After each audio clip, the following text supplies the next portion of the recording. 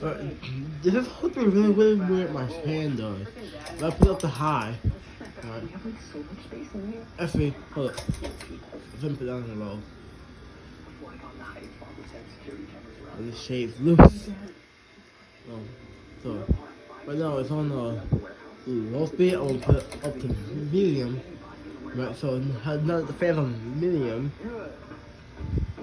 it's wobbling. See, it's barely wobbling. It's wobbling a little.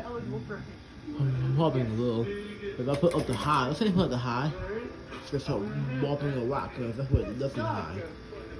Then, but what's he? He does a weird thing. I put back to medium. It keeps the wobble from high speed. In fact, it's worse now. Look, it just keeps the wobble.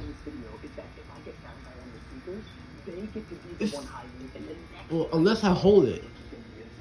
If I hold it, it's gonna stop. See?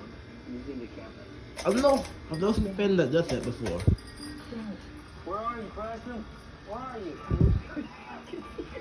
Hey, that's the weird thing about my fan. That's why I need to fix it. So that's what I show.